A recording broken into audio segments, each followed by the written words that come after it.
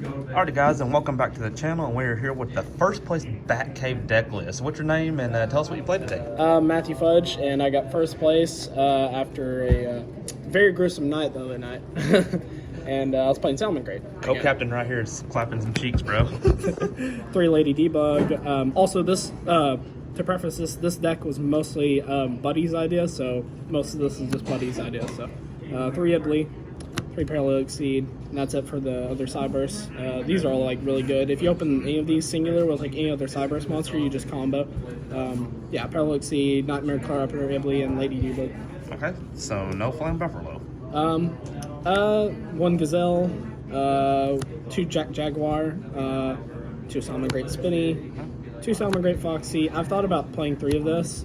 Buddy mentioned play the 3rd of this if you could find one. I couldn't find one, so we had to play a different card. 1 Salamangreat Falco. I've been using this a lot to bounce back Gazelle, and I feel like that's a really good play to play around Nibiru because you usually do it on like your 4th summon, so that helps. And the 1 Flame Buffalo. Okay. So that was the spot for the 3rd Spinny.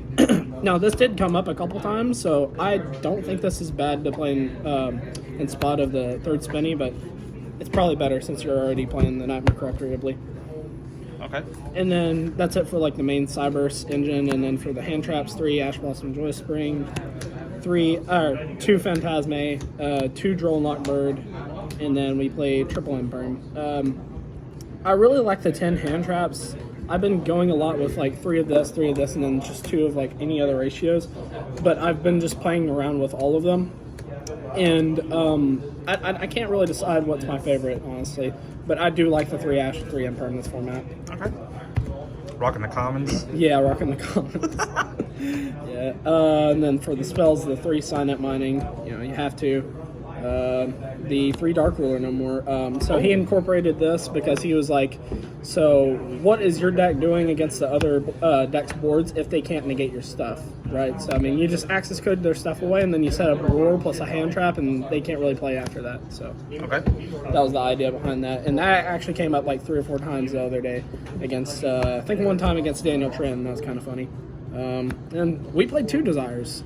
So he was like, he really wanted me to play 41, and so we had to cut the 3rd Desires. That's mainly the reasoning, but I was going with the 3 Desires before, so I think it's a guess. Okay. 2 Cosmic Cyclone, and then 1 Circle, 1 Will, and 1 Sanctuary. You can play 2 to 3 copies of this.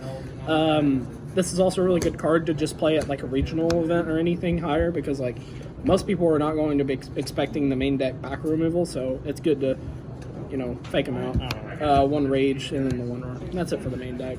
41 cards. Okay. How'd you feel about the 1 Will?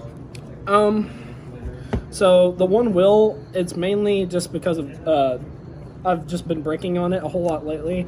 You can play 2. It's just an additional extender, but you would rather play something like a Salamangreat monster just because it just would it'd get you into your plays. But the Will in the long run, if you have like other monsters you can just keep summoning back, it's just very, very strong.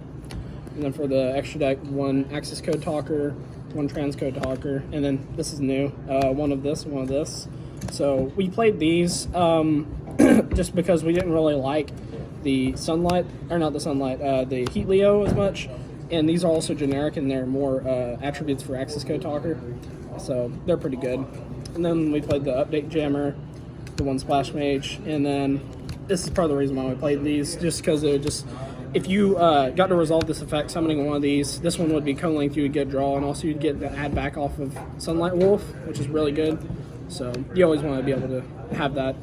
The 1 Lingeribo, this card ended Daniel Trin's life in game 3. Like, he forgot I was playing this card, and he had his trap card set, like Tri Brigade trap card set, and I just summoned this, and then he just was like, oh, I lose the game now. So, because he couldn't activate it. And then for, obviously, the last 6 are these, and then the 1 Dweller. So, Okay. Baguska's pretty good. I was originally playing like 2 of the Heat Leo and then 1 of the Baguska over the other guys, but yeah, it was pretty good. So did Nightmare package work out for you? I actually didn't go into it at all the other day, which was kind of weird. I was just mainly just going Dark Ruler no more and just blowing up their stuff and setting up, interruptions. Okay. Or OTKing. And then for the side deck, double Nibiru, double Lancia. This card's really good, I feel like, in this deck because the decks that overpower it are generally the decks that banish and stuff, like Invoked, Dinos, just a lot of other decks, Spec Knights. And then the third Droll Knockbird, just for Drytron. And then we played 3 Twin because this is a very good back removal card in this format, I feel. Next to like Lightning Storm or something. 3 Solemn Judgment. It's, you know, just really good to side in going first. It just stops a lot of what your opponent's doing. And then the 2 Anti-Spell. Alrighty. So that's it. Alrighty, any shout-outs? Yeah, we'll go shout-outs to 501 Games, shout-outs to Gunnar TCG, shout-outs to Batcave, and yeah, that's it. Alrighty, guys, be sure that you follow the links down in the description box below to other pages, including our Field Center Maker, and we will see you in the next episode.